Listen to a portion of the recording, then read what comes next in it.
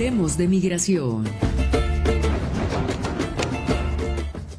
Doctora Leticia Calderón Chelius, como siempre, ya ansiosos de escuchar el análisis. Bienvenida, doctora Leti Calderón Chelius, presidenta del Patronato de Sin Fronteras. Muy buena tarde.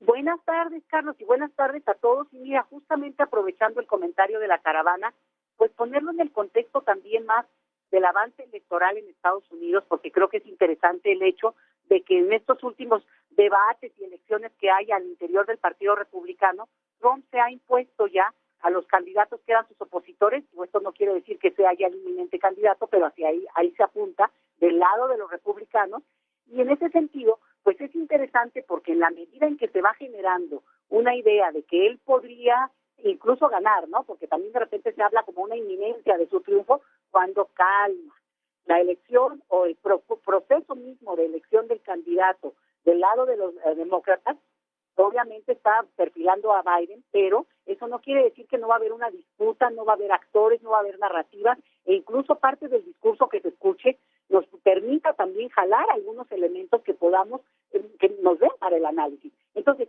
ante el discurso de la inminencia del triunfo de Trump, ojo, esto podría acelerar procesos migratorios de personas que tengan temor a que después se vuelva más rígida la política migratoria de Estados Unidos y que eso al final de cuentas pues, les haga intempestivamente moverse para tratar de llegar a la frontera norte de México, frontera sur de Estados Unidos. Entonces, creo que hay que ser como muy cautos en esto porque en Estados Unidos faltan 9 meses para la elección e insisto, pueden pasar muchas cosas, incluso con el mismo Trump, que bueno, obviamente se levanta muy airoso. Y lo digo porque, así como para ellos hay una elección y hay un momento de muchos frentes abiertos que también pueden jugar mucho al momento de la propia elección y del proceso electoral, del debate electoral, donde lo migratorio siempre es central en Estados Unidos, pero sin embargo va a competir con la cuestión de la guerra, las guerras en las que está metido en este momento Estados Unidos así de manera muy frontal,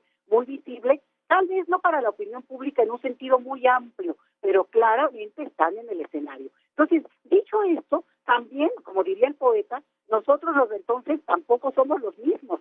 ¿Qué quiere decir esto? Que un Trump que conocimos hace ya unos años como presidente, primero con un presidente nuestro, en su momento Peña Nieto, y después con López Obrador, pues también, aunque sigue siendo este personaje duro, agresivo, incluso muy duro en el sentido de lo migratorio, ha dicho cosas horrorosas, Carlos. Él dijo que si llegaba a la presidencia el primer día iba a deportar gente, iba a hacer redadas masivas, iba a crear centros de detención, lo cual no podríamos decir que no es cierto porque lo hizo.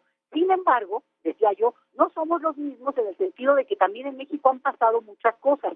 Por un lado, la economía mexicana sí presenta una situación en la cual se podrían revertir algunos de los elementos que han generado, por ejemplo, no solo la migración de mexicanos, que ha sido histórica, más de un siglo de migración, sino también el hecho de que México empieza a volverse cada vez más, sin exagerar, lo pongo bien enfatizado eso, sin exagerar, un país ya donde se quedan más las personas.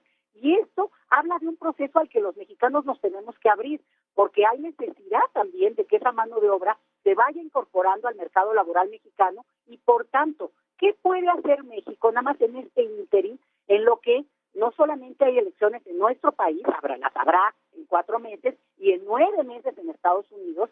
Bueno, entre otras cosas, flexibilizar mucho de lo que es el talón de Aquiles de nuestra política migratoria y tiene que ver con la documentación, Carlos. Es un problema muy grave el tema de la burocratización, los tiempos tan alargados e incluso una demanda que hubo esta semana de parte de los grupos que acompañan este proceso, el hecho de que algunos documentos pierden vigencia aún antes de la fecha que viene marcada. Entonces, las personas logran conseguir una CURP en México y al final de cuentas se les vence antes. Entonces, bueno, eso no puede ocurrir. ¿Por qué? Porque al final la certeza de poderse documentar e incorporarse productivamente es la clave que México tiene que utilizar. Ahora sí que haz bajo la manga, Carlos, en el sentido de que frente a un Estados Unidos tan rijoso como puede ser por Trump, y aunque no lo fuera, de parte de Biden también hay esa parte donde esperan que México resuelva este proceso. Bueno, el punto importante es que México sí podría hacer